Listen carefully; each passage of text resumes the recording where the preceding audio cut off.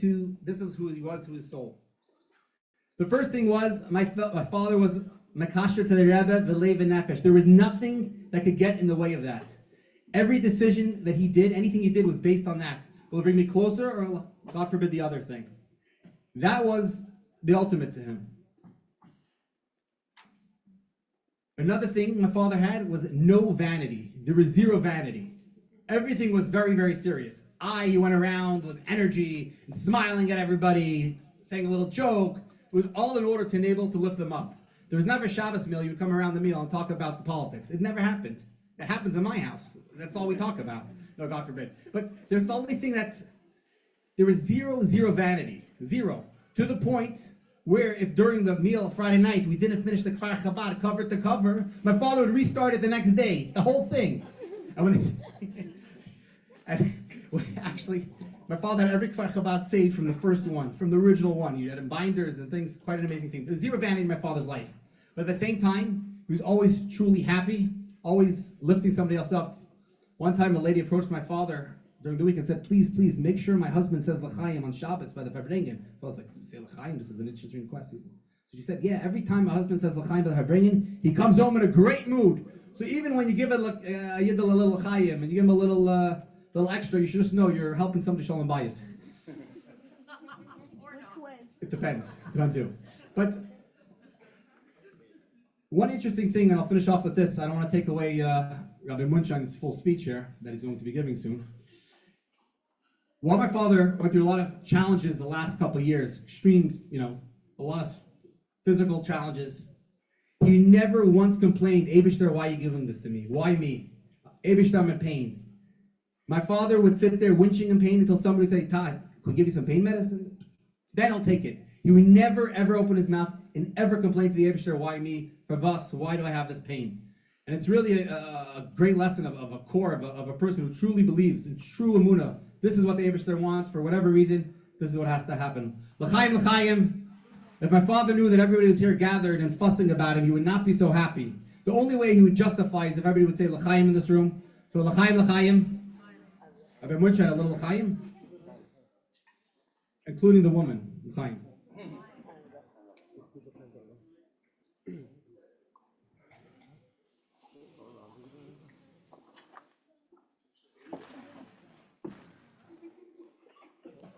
Chaim, l'chaim.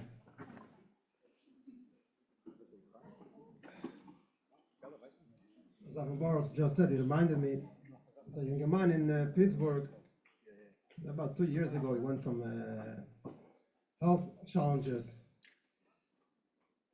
And mein Schwer sees him in the street, and sagt ihm, gesund! He hat ihm gegeben gesund, hat gelitten sehr stark in einem Kuffer. Aber hat ihm gegeben gesund, weil das ist gewesen sein Leben. Er hat ihm gesagt, Heile Hachis, machen jenem Tag gesund, sein gesund und macht jenem Leben in vollem Most. Und jetzt beten unser Vater, der Schwager von Rabbi Itkin, auf Schleime Tachtel, zu sagen, ein paar Worte.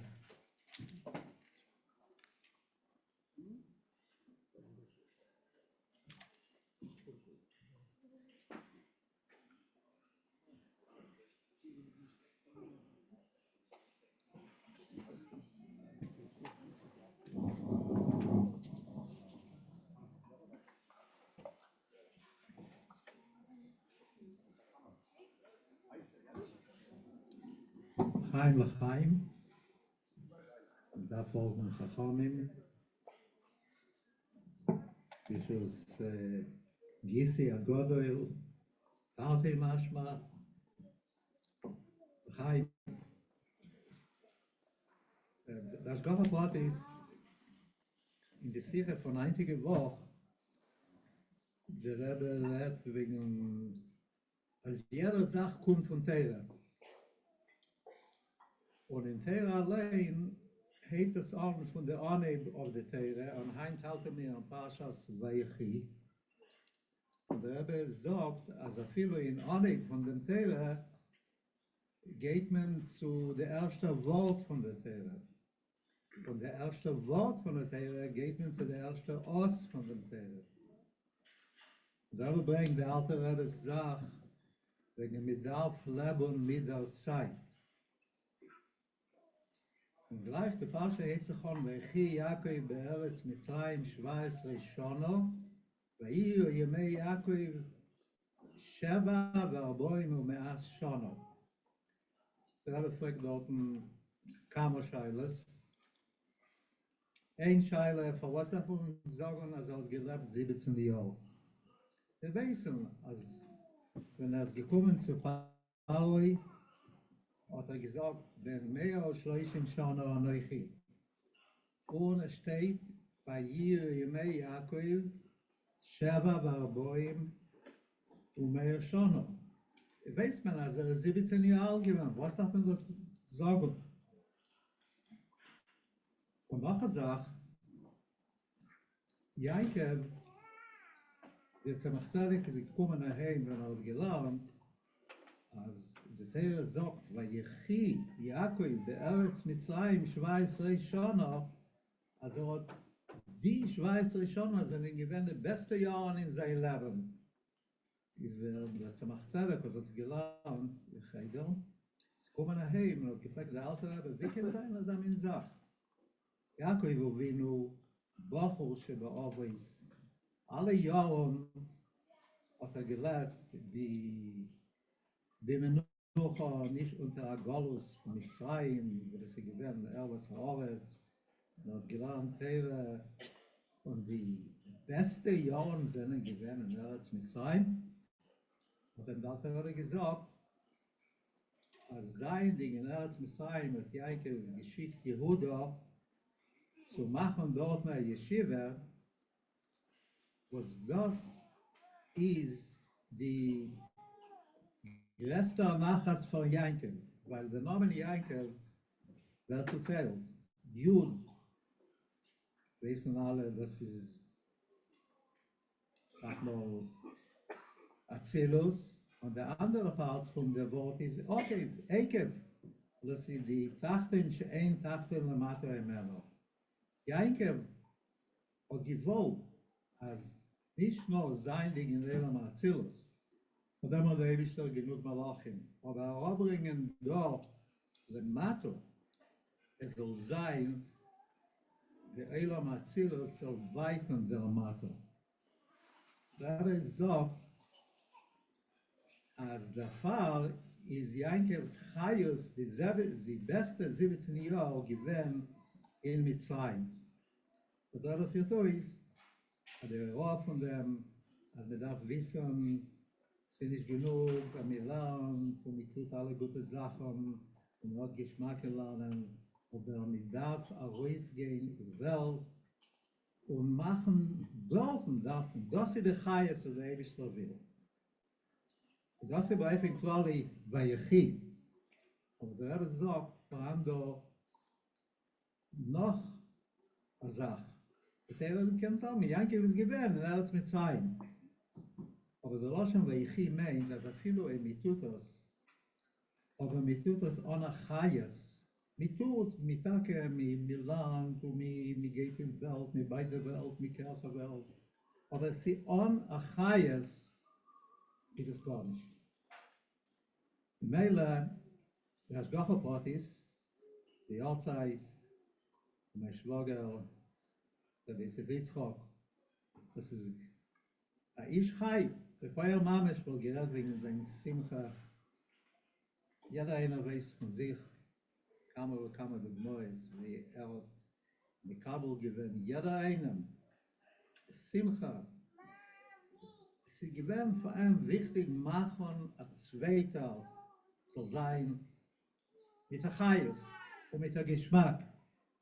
Und das ist der Punkt, seine Yartzait, wo das ist Avidosoi, asher ovad bo kol yemei chayo. Es Punkt in die Parche.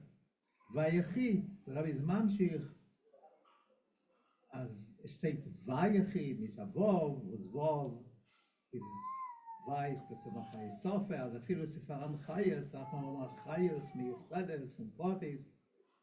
alle von die alle Sachen ist mamisch bei Schkocha Pratis Leben mit der Zeit, was ihm zu das, was Schwager Yitzchak Shalom ist gewähnt. Der Chayit in der Liebe, hört mir erzählt einmal am Meister, was Muslime sieht als zwischen Chassidim, die gar nicht mehr Chadash, weiß man das. Aber der Meister ist mir rausgekommen zu sagen, bekam, ist jeder einer, was sagt das. Es der nimmt wegen die zwei Schutfim, das eine ist gewähnt ein bisschen mehr aber der Boss, sind gekommen allemal sie kommen nach Jerid, sind sie gefahren dahin, und der Seiler ist gewähnt, als der Balabas hat geschickt die zweite Schutf gegen Israel mit den Sachen. Und bemäßig 2 Wochen hat alles geklimmt und gelassen wissen sein Schutf. Und hat beschlossen, einmal ist gefahren, sie ist vorbeigegangen in 2 Wochen, 3 Wochen, 4 Wochen, hält gar nicht von ihm. Und hat ein bisschen nicht gewähnt, bequem wegen dem, weil er hat gerne Sachgeld.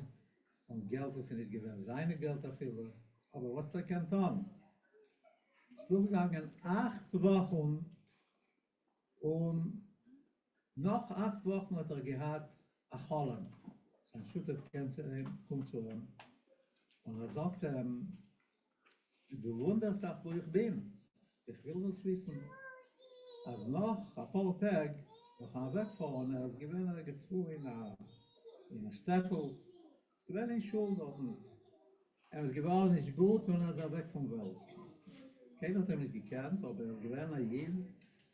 Hat man gelegt in Beisachheim. Nach dem, was man gelegt hat, und ist gewähnt, als er ihn farbrengen bei die Historien. Als bald kommt Jütes Kissler, das ist gewähnt noch einer der alte Rebbe Jütes Kissler, Magid Yartzait, und der Magid kommt, auf dem Tag kommt zu alle Besalmins. Und jeder einer, was hat gehabt, der Scheiches zu ihm, sagt jetzt, ich habe gerade auf Jiddisch, so das sei doch. Should I change? Yeah. Should I start from the beginning? Everyone that had a connection to the Magid is coming and he is calling, come with me. So, this Kislev came, it became the whole king in the Beiselom, a ganze Kibuder, and the Magid is coming, come, and he's coming to him and is telling him, come. He didn't know why. He had no shliach to the Magid. No shliach. Of course, he was very happy, but and he followed the Magid. Magid is took them in, took in his Hershel, and we understand what happened there. But he was very scared. He was hiding in the corner. He was afraid. He doesn't belong there. But he will tell him goodbye. So he was hiding, but he knew it's Elam Mohammed. He couldn't understand it. 8 weeks he was hiding there. After 8 weeks, nobody's telling him to leave. So he decided it's not a mistake. Came to the Magid. He said, Rebbe, thank you. But why? I had no shaykhs to you. So the Magid told him, listen, I'm telling you, listen. My son, you think that you didn't have a shaykhs for me. But when your mother was pregnant with you, she came to ask for a bracha. And that was enough to create a shaykhs lo netzach. So we, Chassidim, we have to be smart and to know not only that the mother came to ask for a bracha, even though that everyone yoda Inish benafshe what they have to do, maybe some people here don't have to do anything, but everyone is with the Rebbe. More correct to say, the Rebbe is with everyone. And as Gochapotis, but the Seide of Rabbi Yosef Yitzchak, it happened with Kollel Mamish. His Seide, my Schwester, Meir Itkin's Pfeffer, he was beaten very bad one Friday by Goyim, and it was so bad that he was in Starlight. He passed away. That was Friday night. Friday night, the Schwedish Nissen Pfeffer Pay, which is one night before the Stalkers from the Rebbe Rashab. And that same year, they couldn't make the Levaya on Friday night, so they made it on Motzei Shabbos, and that was in Neville. And that Motzei Shabbos was the Stalkers of the Rebbe Rashab. And in those years, it took a very long time to know about it. People would leave in a stall, in a Neville, in a few weeks probably to find out. So his Levaya, Shwager Seder, was about 2 hours before the Rebbe Rashab's. In the middle of the Shiva, he's coming in Holland to his wife, and she's telling him, what? You're here already? Finished already with everything? So he said, I came to pick up my Shabbos clothes. The Rebbe is gekommen and he's taking us. So he's coming and he's taking us. They did not know about it then. So this is a Maise Shohoyo in our cow. So, das Gochapot is, this is a story that we call him feature. Shane Chibo told me, and it's a story that is choidel. Today, nobody needs Morris Rules about his kashrus to the Rebbe, and we know what it means, hopefully. But happened to be, like I said before, many places that they said this story, and it is reingegangen in choidel gewinn b'chol ha'atzonos. Chaim Levracha, Kitzu v'Aaron Moshiach Ne'afo, in der herrste Zeit of the Rebbe, Vehu b'Seicham, und da verbringen, so seine verbringen, mit Mashiach Tzidkeinu, mit Herrn Chaim.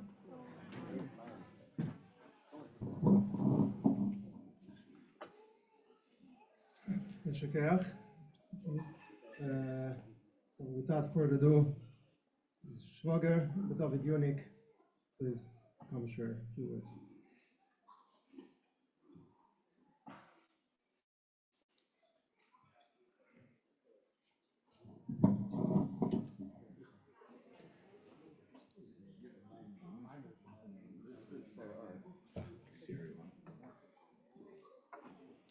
L'chaim, everyone. I actually had a Dvar Torah prepared, but it just got taken away from me. So I'll have to wing it now to see what else I can come up with. It's pretty incredible. First of all, L'chaim.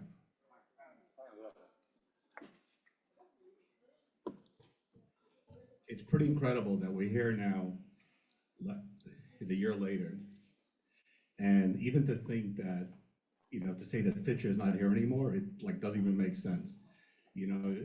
Sometimes you have, certain people that pass away and it's terrible, but you think that sometimes there are certain exceptions to the rules, where there's certain people that are just larger than life, people that are so needed in this world, people that have made such an impact to their families, their communities, and to their friends.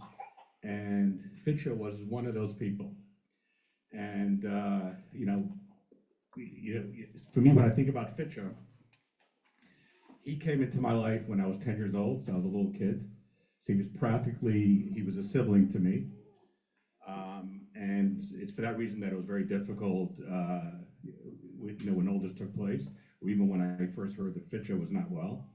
And I have incredible memories of Fitcher throughout the years. And we all have the obvious descriptions of Fitcha, is happy, always uplifts people and so forth. It's incredible with Fitcha that he's had a tremendous amount of respect from my parents, specifically my father, and he always appreciated my father's, where he came from, Beis Harav.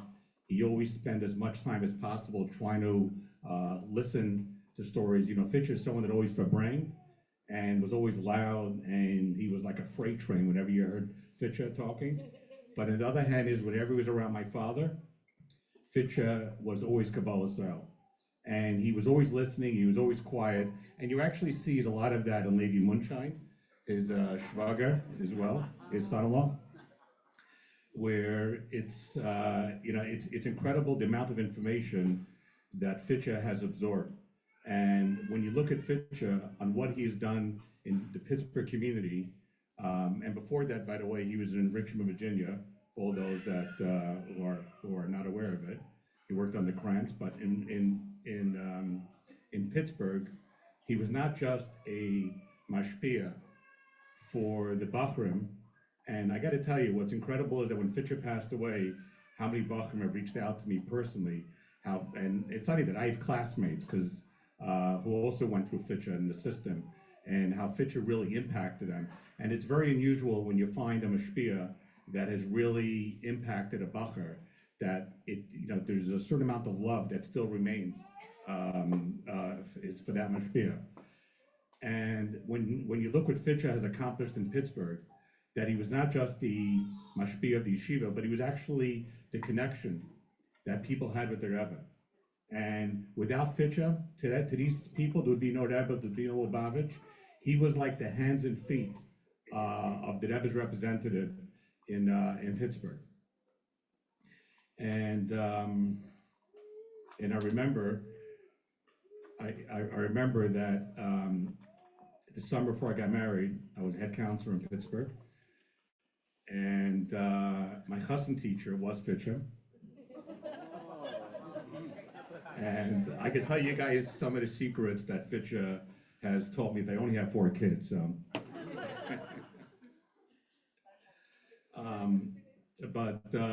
It's incredible that Fitcha, he's not just a mashpia, but he's also a friend. I think everybody that has interacted with Fitcha, and this includes his students, people that just bumped into him, everyone thinks that, me and Fitcha are tight. Me and Fitcha, I have that special bond. And it's when you look at Fitcha, the way he completely uplifted everyone around him is something that's extremely, something that you haven't seen. In addition to all of this, we all know about Fitcha's Chassidishkeit. First, I got to mention the respect that he had for his parents. Remember that as well. And we would sit in farbreng before the Rebbe's farbreng in his parents' house. I remember that. I just want to mention that, so Fitcha farbrenged a lot in his house every single Shabbos. And in general, he farbrenged a lot in his house. I used to ask my sister that it's not annoying just as always farbrengans. I mean, you're always like in the sidelines. And she would tell me it's so beautiful that I always sit on the side and I listen, and I'm so inspired. And she had such an appreciation for what Fitcha has done. So I talk about Chassidishkeit, right? I talk about Chassidishkeit. You guys are looking at one. Yeah, exactly. So you talk about Chassidishkeit. So I'm going to give you 2 interesting stories that kind of illustrate a little bit the way Fitcha's look, and the way it's part of his DNA. So he was my parents' house, and my brother Menachem was there with his younger kid. And Menachem tells Fitcha how his younger kid is such a tzaddik. You see what he's doing, whatever he was doing at that moment. And Fitcha said, no, he's a chassid, because if he's a chassid encompasses everything. And when Fitcha was sick, so I visited him many times, spent a lot of time with Fitcha, and I brought him a matzah of the Rebbe, And when I gave him the matzah to Rebbe, Fitch insisted on wearing a hat and jacket, wearing a kapata, his gartel, and a hat, and he was like mamish getting yechidus for Fitcher. And I think we have it on video, by the way, all of that. And every single time I came to Fitcher and I visited him, he would always follow up with a phone call, every single time. Fitcher, Master, how you doing? How's everything? You still at work? Yeah, no, I'm still at work, yeah, but thank God, Shabbos is coming in a couple hours, so we're all good. When's it coming on? 7:15? No, coming around, what's today? No, it's coming on 6:46, today's the 17th, yes, 6:46. And it's right now at 4 o'clock, so, yeah, we're doing good. Biggest you can do for everything, you know? You give a chayas and a simcha and a bamkeit. It was nice to see you. It was nice to see everyone, yeah. Yeah, I mean, it was a really... By the way, that oldest was March 17 of 2023. And, the main Fitch's concern was his wife, Nechama. He always wanted to make sure that she had everything she needed and that she was happy. And the other concern that Fitch always had was to marry off his two youngest daughters, which Yitzchak is going to happen very, very shortly. But that was very, very important part.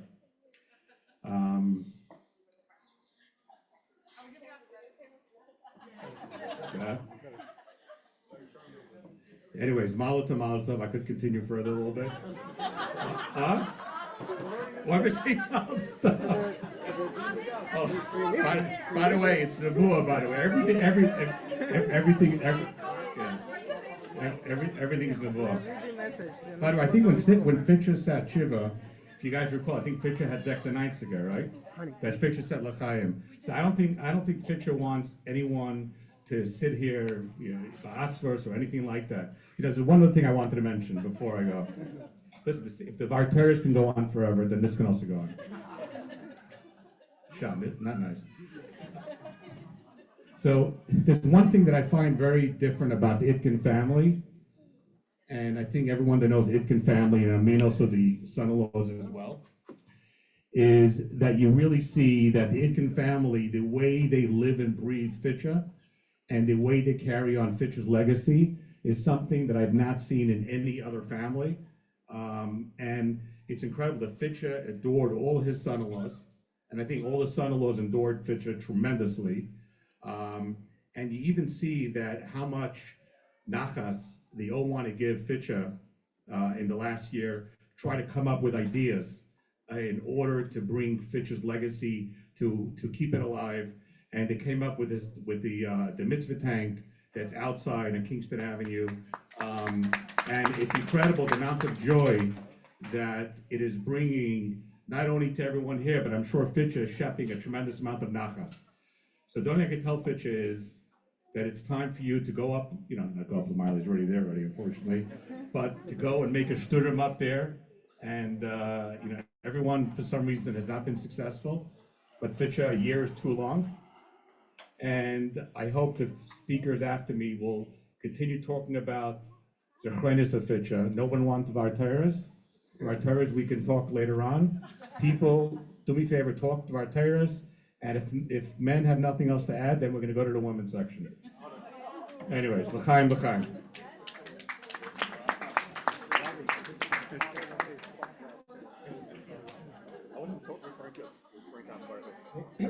Meshikach David, thank you. Your nephews, David, your nephews want you to share the... Well, yeah. it's all invested. Okay. Just remember one thing. Talking about Shver, how he gave chayas to everyone, and he was involved, as we said before, in yeshiva. It wasn't just a mashpia, it was a haram, a mashpia. He taught nigle, chassidus, but he was very involved in afotzas hamayones. And wherever he went, he remembered that he's a shliach, just it's not a small incident, but it's a proof that wherever he went, he felt that he has to do shlichus. So, in one of his trips to Russia, he went to Lubavitch, which is not far from our city. And when he was there, he met a group from Babruisk who came together with the shliach. And he's like saying, Shalom Aleichem, Shalom Aleichem. What's your name? He spoke Russian a little bit because he was involved in Pittsburgh with the Russian community. She, Baruch Hashem, made a lot of balachuvas, and for many years he dealt with them, he worked with them. So he's asking, no, was it a nomen? Like, and the guy tells him his Russian name, and he said, like, he told him, like, it's such a, he told him in Russian, whatever, it's such a shgocha pratis that we met today. And he said, what's it so special? He said, I came in this time, you came in this, it's something special. What's special? And basically, he convinced that guy to get a Jewish name. And short while after the Eid, he made a bris. And the shliach wrote me last year after. I forgot, they made a kula in the block of Lubavitch together. Okay, I wasn't there, I just heard about it. Okay, so they made a kula together and they bonded together, but the guy really felt that this is he got a new friend, and with him he made a bris, and the guy became a Shema Shabbos, and he got involved very much in this community. That's just one small incident that happened with him. So we spoke before about his influence and friendship with many people throughout the years, but it's all started over here in 717, the Rebbe's Dal Damas, which he was in 770, you can say most of the time when he grew up, and he got over here many chaverim, and one of his good chaverim is our dear Reb Shalom Charitonov, we would ask to share a few words.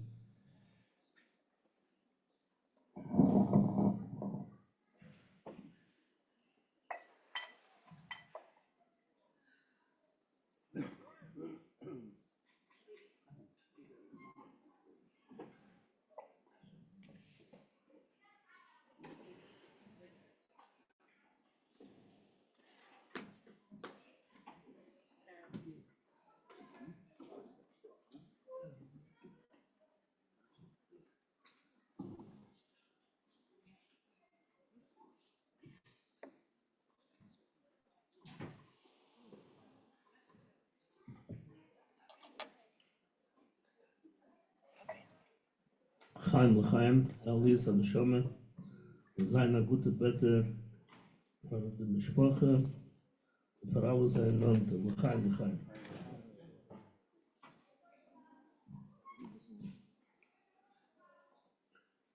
Kamen die Kudus zum Albesten, der Scheiches zu Chalverim, es gewinnt ein Scheiches, was es nicht stam bechitzeinis, nur gedanken für ein Chaver am Zies. Ich weiß, es gewinnt am Zies, es gefällt bei jenen, und es gewinnt sein Deige, und jedoch a Simche, und es gewinnt in ganzen sein Simche. Es ist durchgenommen, es ist nicht stam bechitzeinis, es ist durchgenommen in ganzen Bechola Prote.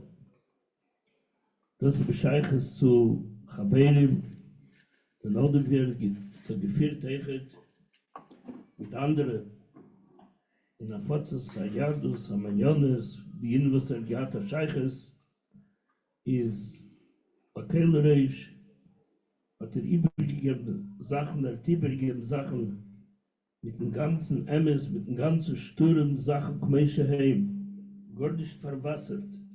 Jetzt übergegeben mit dem ganzen Sturm, als wie sie seinen, und das hat zugetragen zu zweiten Jeden, mit der Warmkeit, mit der Lebendigkeit, gerade früher reichert, mit der Lebendigkeit bei Eifon, was ist im Ganzen, Lamaila mit Didavak Bollen. Ich gucke nicht auf drauf, was gerade im Ganzen Emes, Kumeshehu, Blick, Chal, Schrak, und das ist durchgenommen an jeden, das ist der Nummer an jeden bei Eifon, als der Nummer mit dem ganzen Sturm. Gelebt allein mit dem ganzen Sturm. Und der Bechais hat Reichet übergegeben zu anderen. Eine von den Sachen, was mit erzählt, der Beschasser geworden nach Hossen, hat ein schwerer Berl-Junik, hat gewiesen, gegeben, Aksav Juchsen, was hat, von alle, was von Kammer und Tzadikim, ist Aufstand von sich. Hat gesagt zum Schwer, der größte darf das nicht haben, der größte Jiches bei ihm ist, was ein Schwer ist, am Schabisch, Baketisch, Babrem. Und die andere Sachen, das ist ein größter Jiches. Keine andere Sachen darf nicht. Und es ist nicht gewesen, Stammkin, Pisgem, und das ist gewesen sein ganzes Leben. Gelebt den ganzen mit den Rebbe, gelebt den ganzen mit seinen Schliches, das ist gewesen, Kol Yemei Chayecho ist gewesen, durchführen der Rebbes Kavone, und das hat Reichet übergegeben zu anderen, mit allen Jiden, was es getroffen hat, sie. In der Handike Sedre ist der Mond früher, Vachi Yankev Eretz Mitzrayim, Schweiß Rishona, die beste Jahre von Yankev, sein gewesen in Mitzrayim, eine von den Bejuren, wo der Rebbe sagt auf drauf, aber wie bald Yankev Sinien ist gewesen, der Keller ist durchführend die Kavone von dem Eberschen, und wie bald ein Mitzrayim ist gewesen der Ort, wo es gemacht hat, Dira Leis Baruch Betachteinem, das in der Sava Kodesh Baruch Olias, Dira Betachteinem, dort durchgeführt. Der Eberschen ist Kavone mit dem ganzen Sturm, mit dem größten Eifel, in Tacht, in schönen Tacht, Lamata Imenu, bemeile das sein gewesen seine beste Jahre. Seine beste Jahre von Fischer ist gewesen, was hat durchgeführt der Rebbes Kavone, und mit dem hat gelebt, und das hat Reichet übergegeben zu anderen, und hat reingebracht Warmkeit, sein Yartzait ist der Chedesh Teves. Teves ist der Chedesh Achikar, und kalt begashmi ist der Stalschube, was kalt beruchten ist, weil der Zman Akaiz ist mehr der Shemesh Avaye. Die Devil bringt das Vachais, die Gdusche, Maschenken in Zman Acherev, und der größte Kälte ist der Chedesh Teves, das die Kältkeit, was ist da im Welt. Und hat reingebracht, die Mimus von Gdusche, die Warmkeit, die Chassidishkeit mit dem ganzen Sturm, auf reinbringen, umwärmen dem ganzen Arum, was sie da rummen. Eichet eine von den Sachen, wo steht Eichet, die Stadt eine kalte Sache, mit rein a Seichel, wo Chassidus, bringt rein eine von Chais, a viel in dem Seichel, und Nushiva das Achikar, warmt es am Mann, und das ist die Linie von Tchias Ameisim, Beruchnis. In der Tchias Ameisim Beruchnis, was hat getan. So bringe bekare Wege zu Tchias Ameisim Begashmis, wie Kitzel Vran und Sheikh Liofer, wo Beteicham, und soll sein Bepeil Mamesh, Chai.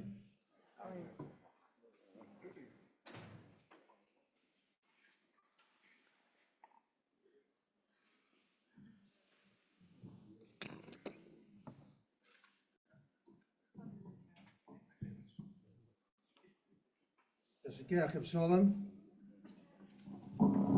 Fein.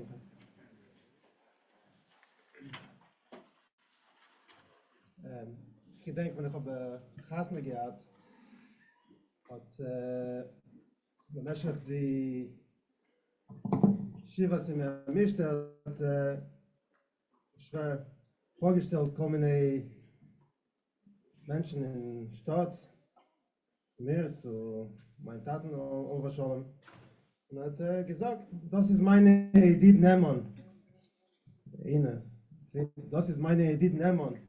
Meine Tate hat gesagt, wie viel Edith Nehmann im Motte? Jeder eine ist eine Edith Nehmann.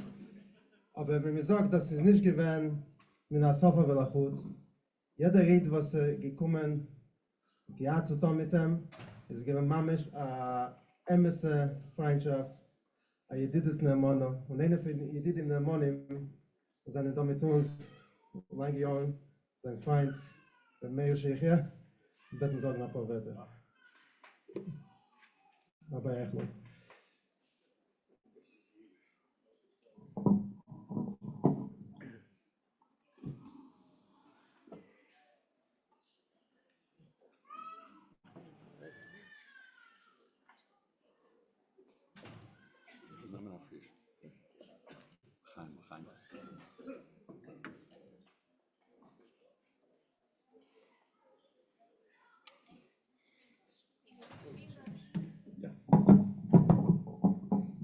We get back to that in Yiddish, or I'm going to speak in English.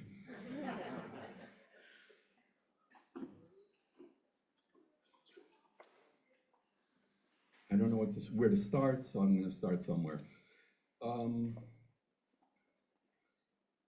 When I came to learn in Aleteira, when I was about 16 years old, I came from Litvish Yeshiva, and I came for a few days.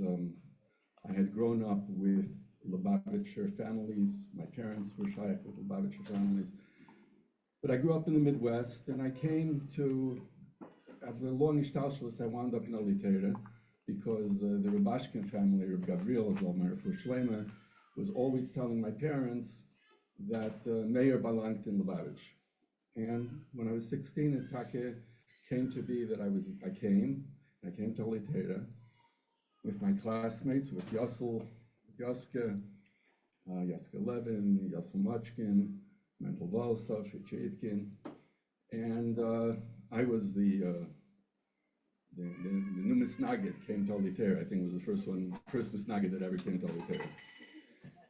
And I was very turned off. I came from the yeshiva, Nigle, a ganzen Tag, it was Musser. I mean, we were, a Litvish yeshiva. Came to Aleteira, and I've said the story, many of you have heard it, that all I heard from the first minute to the last minute, was about the Rebbe. Rebbe. And it was unending, and I was there one day, and then to top it all off, we had Reb Mendel Morozov with his gifts of speech, and we had, I'm trying to remember the name now, but we had the atmosphere was very Chassidish, and this is in Troy Avenue, in Tufshin Lamed Beis Lamed Gimel, 1972, 73. Anyway, I left. After 2 or 3 days, I just couldn't take it anymore, and I left. And I called my parents. My parents then lived in Milwaukee. Rabbi Rappaport, we were there before you, I think. You came there when? Later? 78, 79 probably. Anyway, I left, and I went to, I called my parents. I said, I can't take this. This is not for me. And so we decided I'll go to Chavetz Chaim in Queens. I spent the Shabbos over there. It was the worst Shabbos of my life. As much as I thought Aleteira was bad, I think thanks to Chavetz Chaim, I became a Lubavitcher person. That's another story. Anyway, in the interim, what happened was, it seems, that Rapinya, our mashpia, was farbrenging with the chavra, with the boys, with us. And he said, and he, er sagt weg, weil hat nur gesehen im Rebbe, aber hat sich gedate, hat gesagt, hat gesehen im Rebbe. So, and he couldn't take it, and this, anyway, Fitcher heard this. I literally found this out a few years ago, that Fitcher wrote a letter to the Rebbe, und hat gebeten beim Rebbe a Brache, als der Bacher, was da gewesen, und sich nicht gefunden kein Art, and he didn't find his place. Als soll zurückkommen, and the way everybody knew Fitcher, knew he wrote it, the Lev Nefesh, and Fitcher says, Und der Rebbe Tage aufgetan, because the next Monday after that Shabbos, or Sunday even, I think Sunday morning, I was back in Oliteira, and I stayed. We spent wonderful years together as Bachrim. I just want to tell a quick story. Those of you that were alive during this time period remember there was a Vietnam War, and the war was going badly. And Fitcha and me were asked to come to downtown Brooklyn, to City Hall, the City Hall of Brooklyn, and we were supposed to register for the draft. They needed Fitcha and they needed me. They thought that they were verbessern them massive. Okay, so I had to explain to Fitcha B'chlal what the Vietnam War was. I had to explain to him the whole thing and with the lottery system and how it works and all of this. And we got on the number 2 train at Kingston Avenue. In those years, the number 2 train was a train, not the number 3. And we went to downtown Brooklyn, and turned out that we registered and our numbers were very, very high, meaning the higher your number was, the less chance was that you would actually be drafted. And I don't know, Fitcha got like 190, number 9, and I got like 280.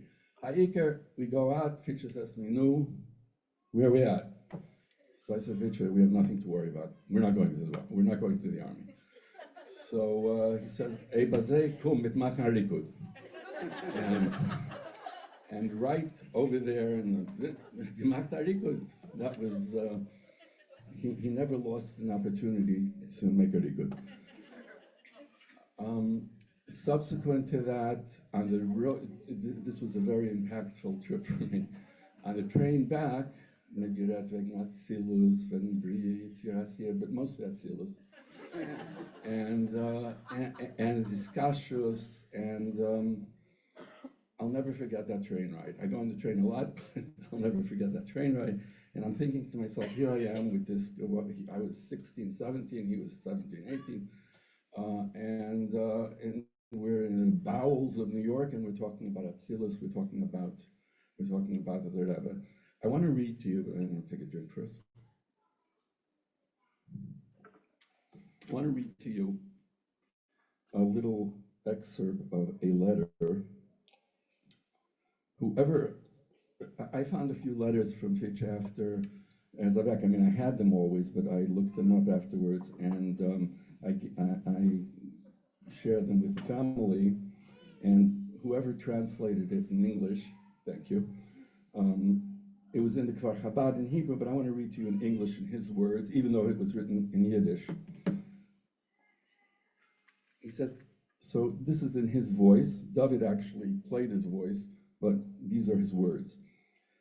It's a long letter. By the way, 2 things. Fitcha thought much faster than he spoke. And his words were always stumbling, and his thoughts were always stumbling one on the other. He communicated well, but the fact is his mind was far, far ahead. I can only imagine how it took him to write a letter. Amazing. I still look at the writing. I can't read it very well because it was, but still. Anyway, this is one of the letters. So he says to me like this: aside from the fact that you are a student of the Rebbe, you should want the Rebbe to know what is going on by you. And I'm sure he shared this with Talmidim throughout the years.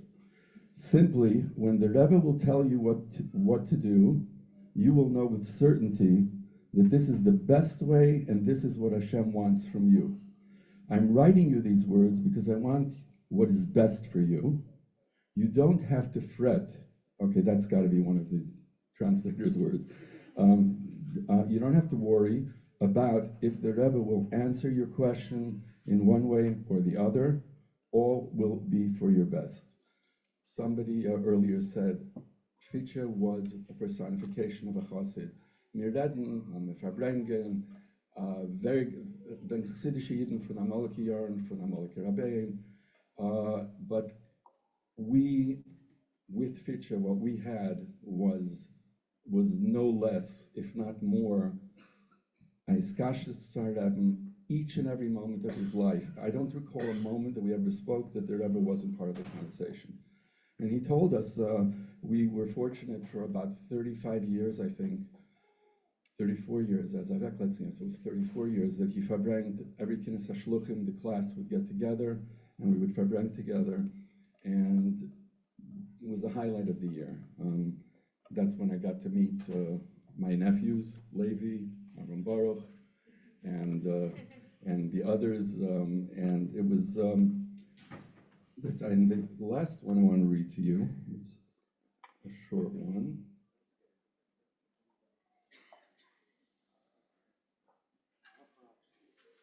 This was a Mitzvah Shabbos letter he wrote. This is when he was in Miami. These letters he wrote, he was a shliach with others in Miami, and I think it was Lamed Gimel Lamed Daled. And he writes that, you know, I am sure you are very tired from a whole day of, it was Shabbos Varchen, saying Tilim and Stuppenzach Bar Maftir, being by Farbrengen. I'm sure right now you are by Chazara. And he says, but I'm also very tired because I was a whole day doing Miftzoim on Friday, and Shabbos we Farbreng, giving an Abyssal Mashke, the only part of it that I don't believe is an Abyssal. But he says you have more energy because you were by the Rebbe, you were in the Daled Amos of the Rebbe. And we're here where we are because we're doing what the Rebbe wants us to do, but nevertheless, you're still in the Daled Amos. I will close with this. Recently, when I was by the oil, I've been there a number of times, but I went to visit Fitcha. And as much as David alluded to earlier that this is not a sad occasion, but to a certain extent it is a sad occasion. We lost a friend, his Chaverim. The family lost a father and a grandfather. I don't consider myself an emotional person, but when I was by Fitcha, I was emotional. I miss him, and he was a very important part of my life and of our life. Baruch Hashem, he left us connections with the children and with the Aidens, and so we still have that. But at the end of the day, I do miss Fitcha. We all miss him, and like Sean said, Baruch Kitzur Ranu Sheknei Ofer v'B'Seicham, and L'chaim L'chaim.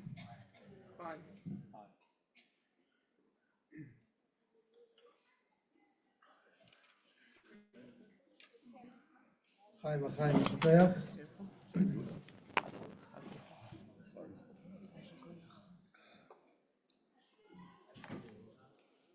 Sure, we're going to hear now from a few more from family members, and then we'll continue for Brengen, and everybody will be able to share whatever they learned, whatever they want to learn more from him.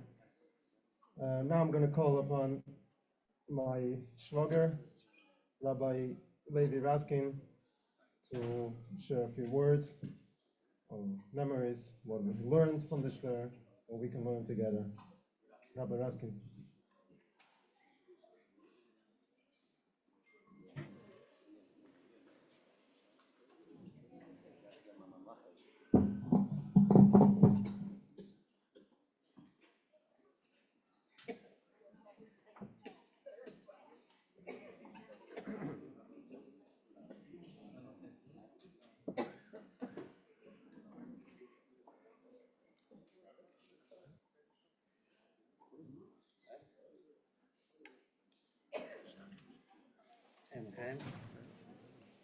Chaim.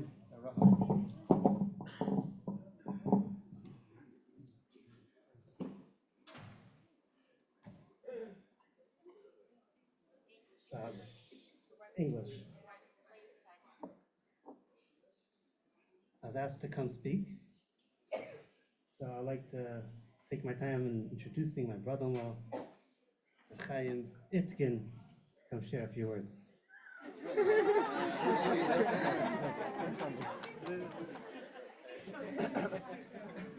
Right after.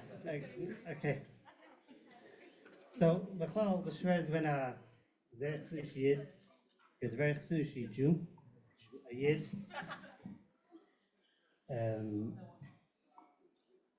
He was very close with all his son-in-laws, children. He used to farbreng asach. There are a lot of stories he used to share. He was purim, he had a whole bunch of stories. Every year, purim, I buy him a lot of purims. Every year, the same stories again. Every Pesach, the same stories again. Everything, of course, with Rebbe, or connected to Rebbe. So one of the Geschmacka stories he shared was how when he was in Florida, in the first year of Florida, or second year, I think it was first year, Lamadalad, he was in Florida, as a shliach, a bacher. So they made a big event, the Bachrim made a big event in a Yiddish lady's house. And they made a big soda. At this, and they invited freie people came to the event. It was before Shkia. They had they did tefillin. They, of course, did Megillah reading, and then that a soda. And they arranged the soda should be in a way that the Rebbe's hookup, it's going to end more like after that. People are going to at least be able to hear the Rebbe. They won't, not everybody's going to stay. At least they'll hear the Rebbe, and then they'll leave. It's going to be in Yiddish. They'll leave. At least able to hear the Rebbe's voice. And Kachave, oh, it's a beautiful soda. They're singing, etc. And then suddenly there's a hookup, so they made an announcement. Yes, now they explain what who the Rebbe is, etc. And everybody's quiet. They had the audio. After the first sikha, by the Nigunim, so big group, most people stood up and left. Then there was the second sikha, and by the second sikha, more people left. And then after a few sikhas, when it came time to the Maimer, there was no one there besides the Bachrim.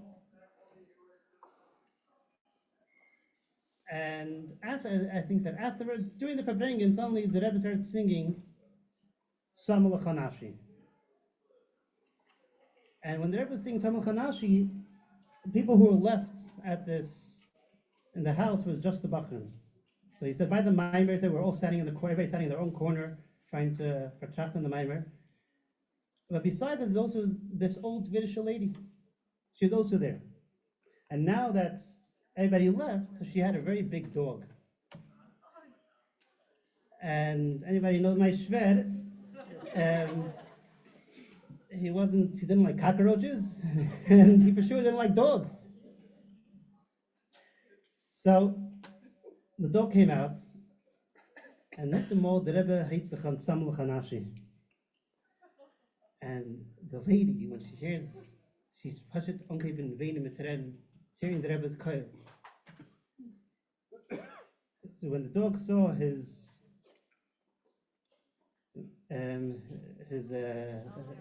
owner crying, he started barking. And onkeven tan jumping, and from all people, he went to my shver and jumped on my shver. Yeah. En mijn schwer zei, ik heb ongeven weinen. Sie weint, weil sie hätte Rebbe. Ich wein zu lieber Hund. So, when he was more than once, like for example, I met Rambam, he would schadr a lot, that when the Rebbe came out with Rambam, Achim Pesach, Mem Daled, right before the Sikha, the Rebbe looked at him and asked him to say L'chaim, with his head, to say L'chaim. And he was very zohir in Rambam. There were many times he would tell me in the day of Siyam Rambam. This year, actually, I don't think I missed even one day. It was a dover, he would say that very often. And Bechal, he always, like everybody was saying before, he was Yartzait.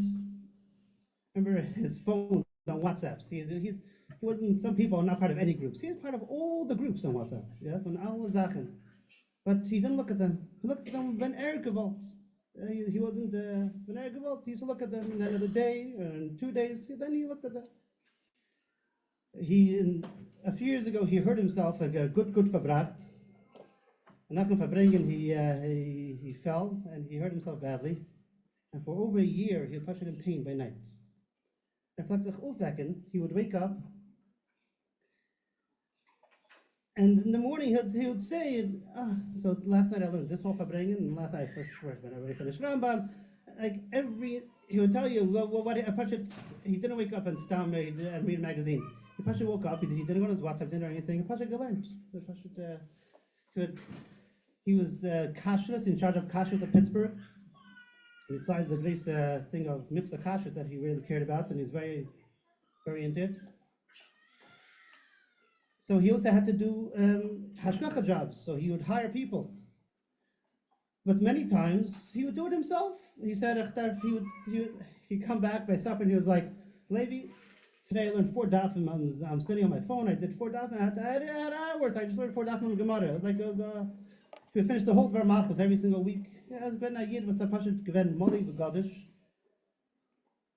Like he would chazer. Rabbi Yisrael Friedman told him that if people would only know that Meir Itkin pashat work gegangen and going with the sefer, that wherever he went, he was always with the sefer. Yeah, everybody knows Meir Itkin has a yid with l'chaim. That Meir Itkin had gelernt Torah against stuff. Yeah, I mean, any picture we have of the Meir is always with a sefer. He said, so Zabazach is the Shrer Pasha given Achsu Shiyid, left Rebbe, then he keeps a random Sheikh Jaffer, put the Seicham now.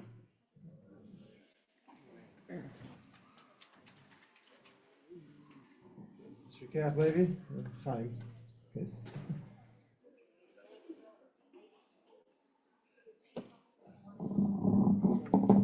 Chaim Vavracha.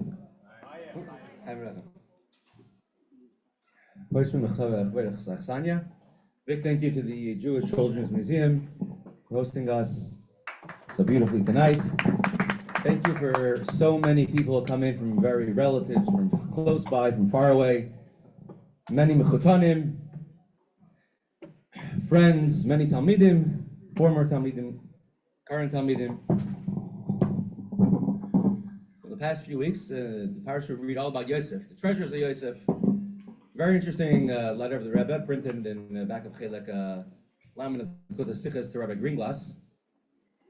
And the crux of the letter is, there's 3 different parts of Yosef's treasures that were hidden in 3 different places. 3 different people found them. First one was Kairach. And as eunuchs who are Einikach of Kairach, we do demand our Yerusha. And one part was found by him, one part was found by Antoninus Caesar, who was a Roman general, emperor, who was very close to Yehuda HaNasi, eventually converted to Yiddishkeit. The 3rd part was found by, will be held for tzaddikim when Mashiach comes. And the Rebbe dwells more in the spiritual part of it, and he says, my father-in-law, which his name is Yosef, the Frierdiker Rebbe, he, in America, is coming, and he has many, many treasures. Not just the physical treasures, but the spiritual treasures of Chassidus, and there's 3 different ways he affects America, he affects Chassidim. One is he affects them through giving them brachas, brachas kohanim. Someone needs a bracha, they're not well, they need a child, they need a shidduch, they go to the Rebbe and they get a bracha. And that's Korach, was a kohen, he gave his brachas, he had a lot of money, he was rich. Problem with Korach is he wanted more, but that's the idea of the first idea of how the Rebbe gives. Second idea that how a Rebbe affects people is through Antoninus Caesar. He was a Roman emperor, he was so rich, Gemara says, that he even had slain velefas, radishes and lettuce the whole year round. Him and Rebbe Nasi. That's how rich he was. And even he became a ger at the end of his life. He served Rebbe Nasi. That's so a Rebbe finds people who are Acher, Yosef Acher, and makes them into a ben. Makes Bali Tshuva. The 3rd way he affects is, the 3rd part is for Tzadikim Lasad Lavai. Mashiach comes, over about Chassidus, teaching Chassidus. And that's the 3rd way the Rebbe affects in America. It says, my Shver, the Rebbe is writing to Rebbe Greenglass, is affecting America with all 3 treasures of Yosef. But it's very unique. I know other people have different versions. I just know my version I heard from my grandmother, Sima Itkin Shalom, is that when her son was born, she wanted to give a name after her father, Rabbi Yosef Yitzchak, but he was arrested, and they didn't know for sure if he's alive or dead. They assumed that he was dead, but didn't know for sure if he's alive or dead. And she, they already had relatives who gave a name Yosef Yitzchak after the Friedrich Rebbe. So, but they asked the Rebbe what to do, and the Rebbe said, you should give a name nachin shver, you give a name after my father-in-law, and if her father, speaking to her husband, Rabbi Itkin, if your wife's father, Rabbi Yisrael Raskin, is still living, that is nishat, and it's not going to harm him because it's a name nachin shver, it's named after the Rebbe. And what's very unique, the Friedrich Rebbe's last 10 years of his life were spent over here on the block of 770. My father, when he turned, I think, 10 or 11, he moved to the block of 770. And he lived to be the same amount of years as the Friedrich Rebbe, in 69 years.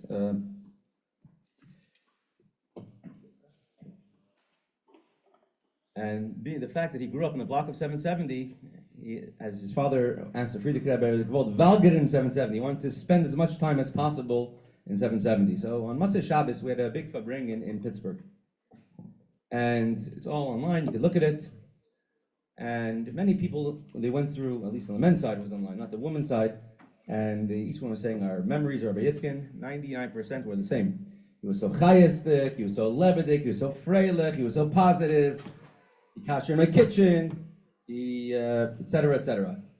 And one person who perhaps no one would really, I would have never expected, but I think he chapped in a kuda more than anyone else. And he said, I never saw the Rebbe. He said, I never saw the Rebbe, but I knew Rabbi Itkin, and for me, that was a Rebbe. And so there's many great ideas of a Rebbe could do. A Rebbe does this, a Rebbe does that. Rabbi Itkin does this, Rabbi Itkin does that, but for what he really personified, Kol Kulei, entirely was Rebbe. He has a story, many stories he says, when he's growing up with some of his best friends. Baruch Hashem, he was blessed with tremendous friends, and not just that, his friends continue. Secondary, his friends continue. We see many of them here today, Baruch Hashem.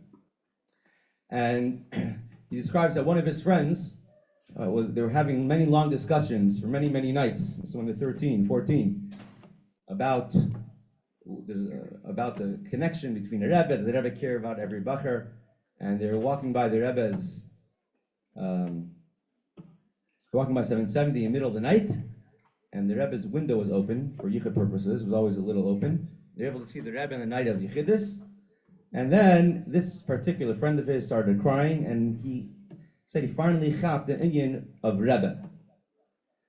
So it went from to all extremes. I remember Father was saying one time how when he was first married, credit to my mother as well, says when they got married and they got a couch, he made sure that the couch should have a foldable bed.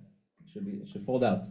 So they could always have guests over. In the first year, they lived in Crown Heights, every single Shabbos came out, there was a certain college student who came for a Begisha, he met him, and he stayed on the couch almost every Shabbos, and Baruch Hashem, your man. Right? It's very unique. I almost never saw him cry. I mean, of course, when his parents passed away, the only time you really saw him cry was when one of his friends in Pittsburgh, his son, was going through a very major issue and came to our house all Shabbos afternoon. I've never seen him cry like that before or since. Even after that the person left, he blushed for hours and hours. I think Baruch Hashem, the tears were poyel, at least in Shemayim, because a very big shino happened. Rebbe Leibish Brafman was here before. Pichazer's story. He was in Miami. My father was a bacher with many of his chaverim, and so the boys I think went to public school then. I'm not sure, and so they came Shabbos. Every single Shabbos they would come. They would have a farbreng in the house, and then as soon as they came out to Shabbos, 1 week there, the bachrim were farbrenging, and the parents had left, and they went to a movie theater with the whole family. And the bachrim kept on farbrenging, and one of the bachrim couldn't hold it in, and he actually felt a little sick, and he actually did a chazara on the carpet, on the rug, Persian rug. And they felt so bad, these two bachrim. So they came, him and his friend, Rabbi Moshe Yitzchak, and they both went and they found a store which rented carpet cleaning equipment. And they quickly went to the store, and they went and they started sweeping it up and then taking the soap and cleaning, and I'm not sure they knew exactly what they were doing, but they were successful in spreading this, internalizing all the stuff that came up into the carpet. And they're trying, it's late Matzah Shabbos, and the door opens up, and the Brachman family walks in, the parents walk in, and they see two Bachrim with a big carpet cleaning machine trying to clean the carpet. And they looked at them and they understood what happened. They started laughing and laughing, but he says, that was Poyal more than anything else. If you could produce such Bachrim, which cares so much, this is Kedai, and Baruch Hashem, you see the period still today. Another interesting thing, he was very humble, he wasn't shy saying something that he think he could have done better. For example, he went on a trip to Russia, I think, with some of my aunts and uncles and they went to the Kremlin, and he said he was by the Kremlin, and someone said up there, hey, ata Chabadnik, probably some Israeli, hey, Chabadnik, oh, I forgot my tefillin in the hotel, I'm not going to get back till it's after dark, do you happen to have tefillin on you? And he says, L'tzari, I didn't have tefillin on me. And he felt so bad about it. Especially, he says, imagine for everything growing up and all the stories of Mesiras Nefesh he heard, what it would have meant for him to put on tefillin with somebody in the Kremlin, would have meant the world to him. And he didn't carry his tefillin with him. And he bought an extra pair of tefillin, and one in his car and one in his kashrus bag. He always had a pair of tefillin with him. He always had the yechai listed with tefillin. So he wasn't embarrassed to even learn from something which he thinks he could have improved. When he was in a good mood, he would say, one of my uncles, whenever we would drive anywhere, he said, oh, at this corner, this story happened. At this corner, that story happened. I was with him in Miami, that story happened at this corner, that story happened at this corner. Many, many stories happened in many different places.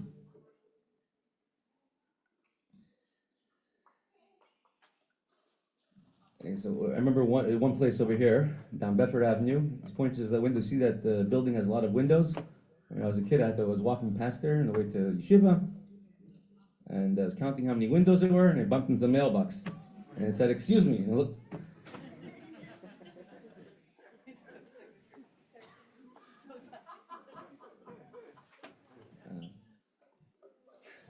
When I was living here, still in New York, in East Flatbush, and a friend of mine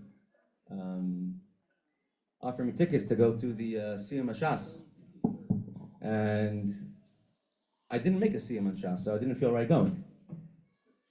Right, it's one of the reasons. And so I asked my father, what should I do? So he told me the story that was the day after the Yom Kippur War. So Yud Aleph Tishrei, there was a large protest outside the Israeli consulate in Manhattan, and tens of thousands of Yidden came, and so he went with the mitzvah tank and gang in Hamnetzayim, the mitzvah tank. And he said, it didn't Mitzvah, but he says it was the most beautiful thing to see was Pashat to see so many Yidden together in one place. Pashat the Gavaldige Zach Zen. He says, go for the Indian just to see so many Yidden together. I listened to his advice. I also brought my tefillin with me, and I walked in. A friend of mine, after hearing that last story from him about Moscow, what happened to him by the Kremlin. When I walked in, you have to take out all your bags. Security. A friend of mine asked me, "You bring their Beinu Tam?" I said, maybe I'll get a worker over there. So Mishvarkish felt that there's so many Yidden over there who didn't put on tefillin. Baruch Hashem, I got a lot of tefillin. I think over 50, but Baruch Hashem, I didn't hear. Yeah, they have a learning chance.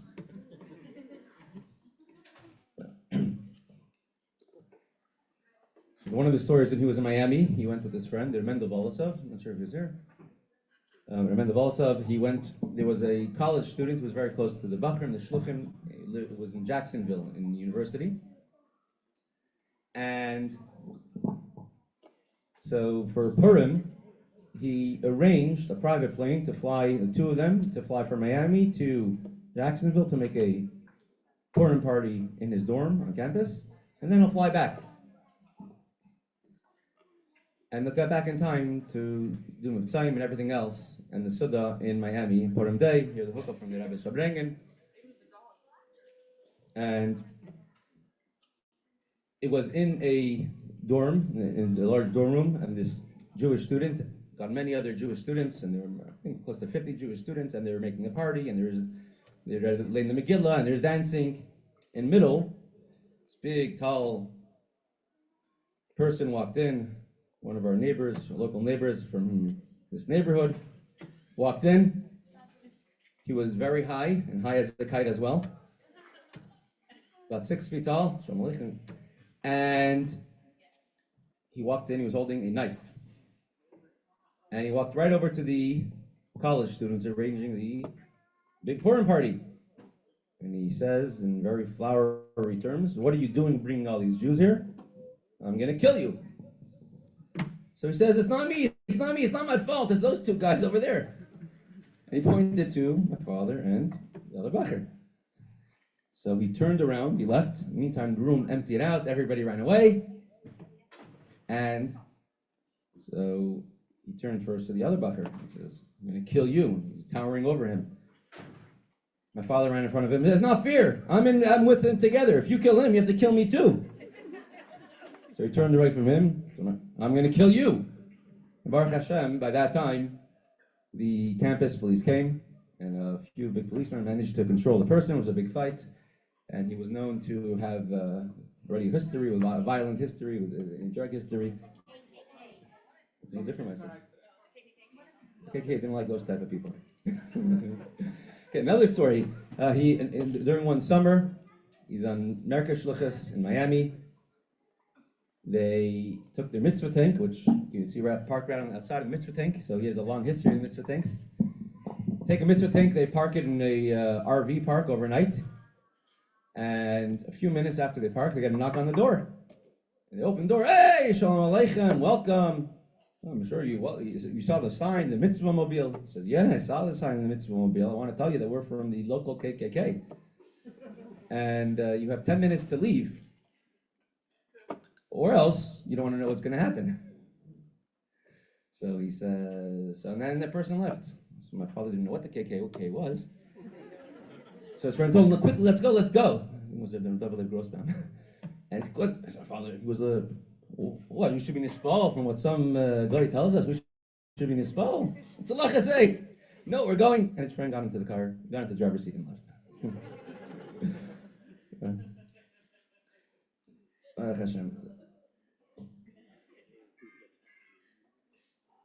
Another thing is just knowing how to deal with people in the long term. There was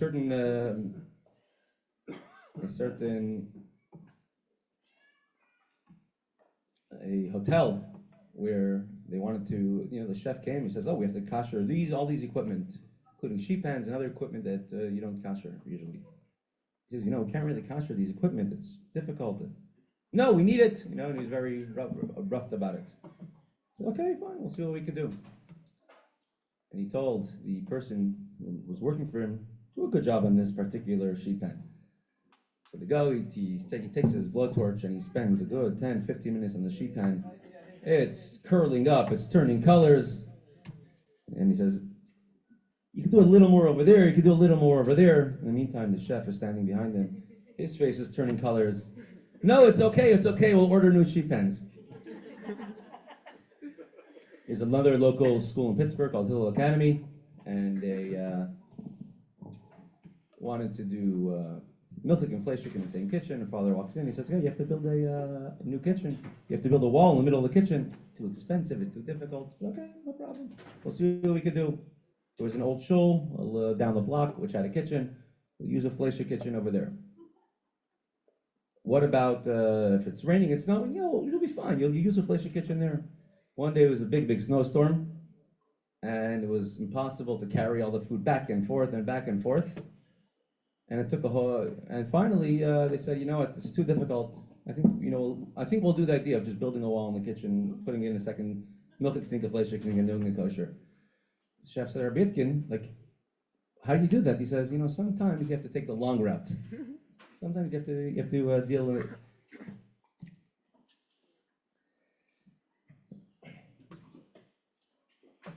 No, Iker is when you say Chayit and Alibai, it's not stories of Chassidim from Amal. It's not stories of Shmuel Munkes, of Zalman Zezmer. It's stories of us, of every single one of us.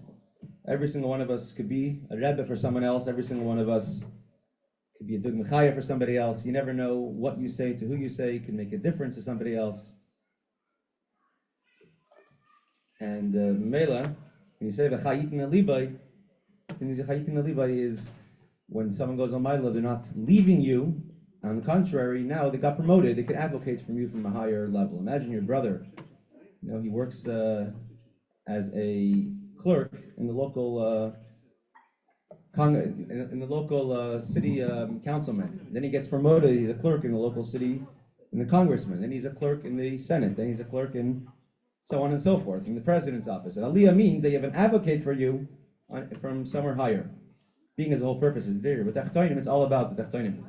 So Mela, and the Chayit and Levi, was ein freiliche Gute.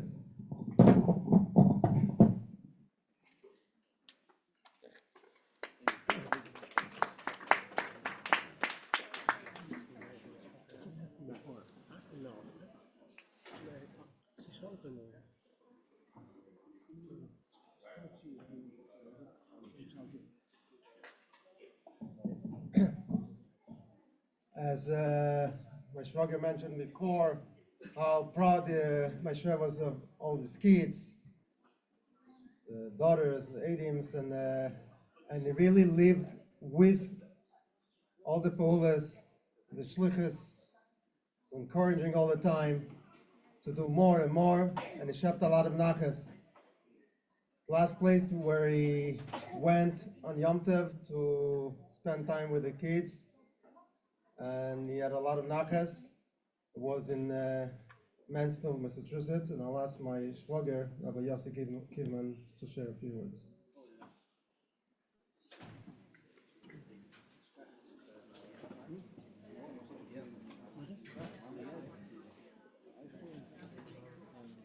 Chaim, Chaim. Chaim, Lodra.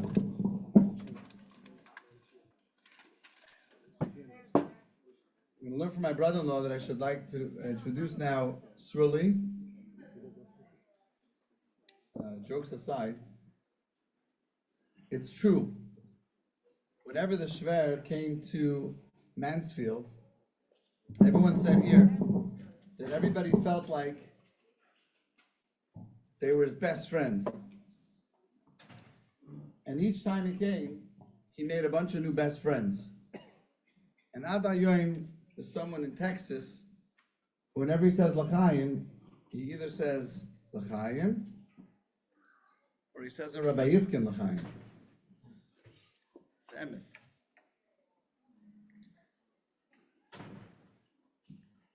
In Chitas this week, Yaakov Avinu benches his children. He had 12 children, 12 sons that he benched. And he could have just said simply, you're all gebenched. Hamal Chagoyel, some nice bracha. But he took the time to give each and every one something specific for them. The beautiful thing about the Shver, Zaidi, Ta, where's Baruch? Is that to every single person, he made sure to talk to you in what you were interested in. Whatever you were interested in, that's what he spoke to you about. And every time he came to visit, he made sure to call afterwards to thank you for coming, to ask how the ride was, to see how things are. How are things going on shlichus? Do you have money? David?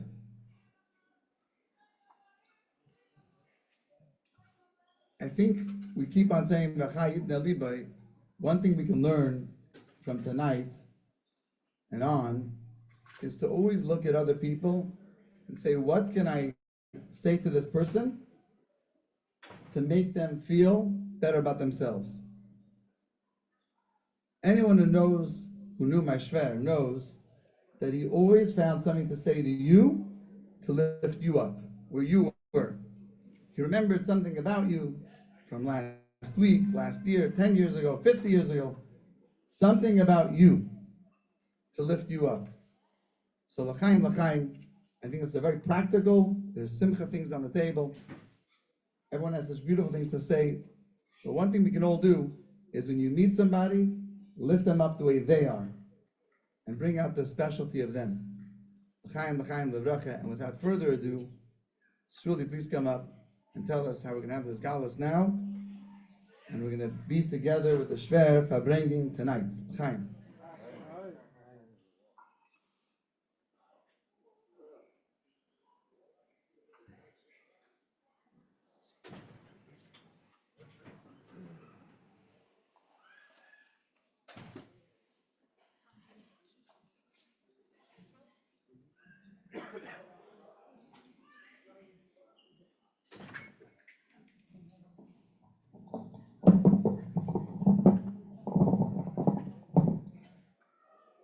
A lot was said.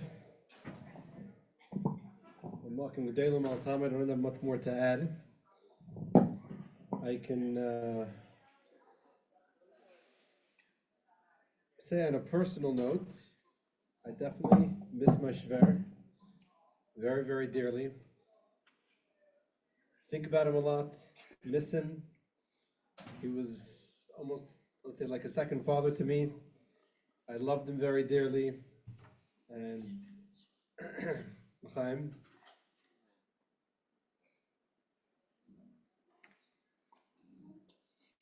I very much appreciated his, I would call it pikchus. Always knew, as Yossi said, how to make somebody feel good and how to uplift them. Always knew how to navigate different situations. Like Chaim said with the kashrus, I always used to he always used to ask me about my shlichus and how to navigate different situations and who to talk to and what to do. And he gave me a few very, very valuable pieces of advice that really were very valuable. I remember he, during COVID, was one of my best times ever. For me, COVID was absolutely awesome. Why? Because campus, I'm a shliach on campus, upstate, and campus was closed. And then basically my wife and I, with the whole family, we moved in 2116 in Pittsburgh for like 6 months, totally moved in. And every single day, we used to wake up in the morning, go to mikveh, or not. He had the key, so it was not officially.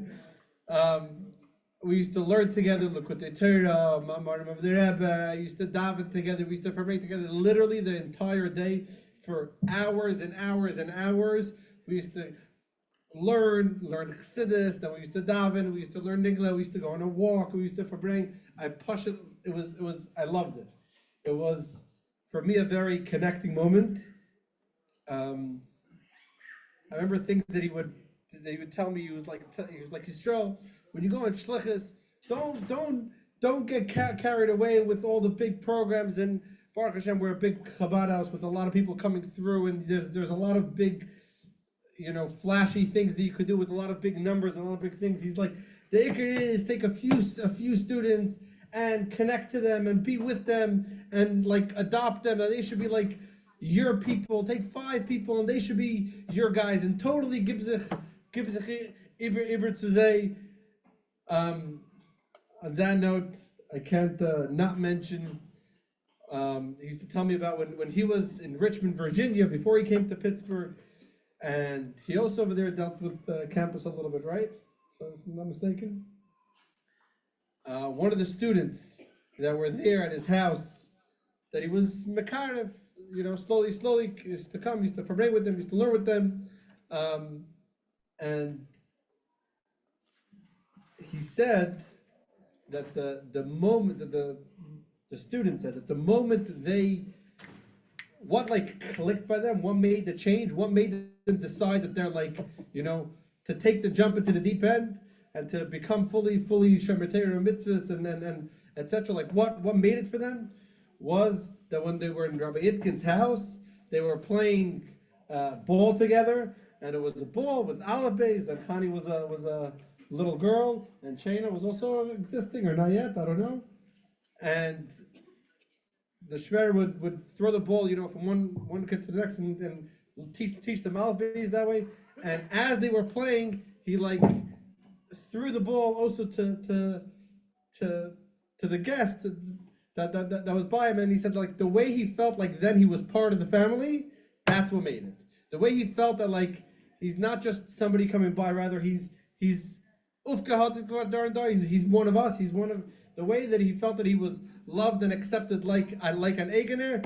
That's what made it. And today, Baruch Hashem, he's a shliach, has on campus in Pittsburgh for many years. Rabbi Weinstein, and I could say definitely for myself is I felt like I was totally,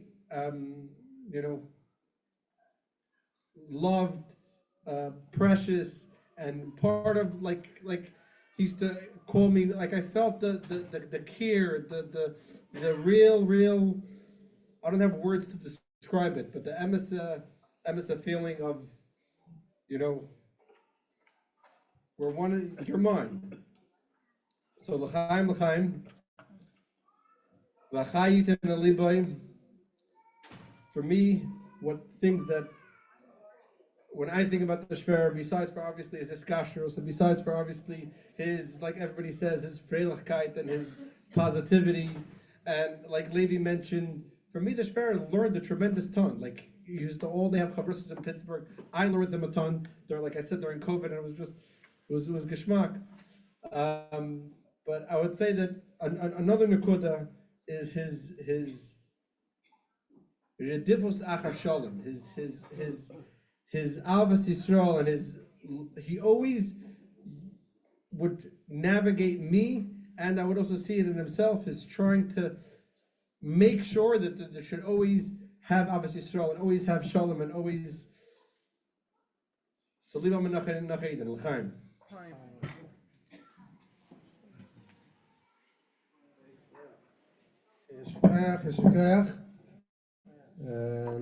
Shliach, everybody who shared.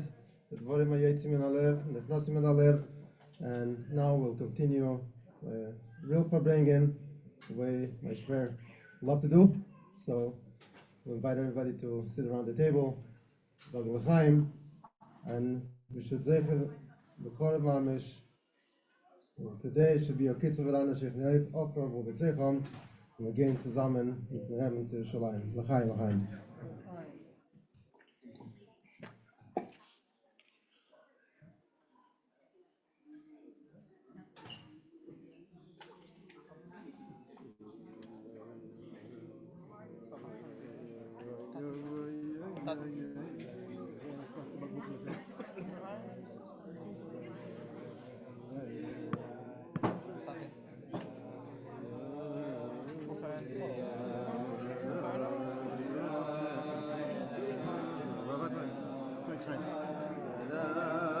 Gib mal mir eine.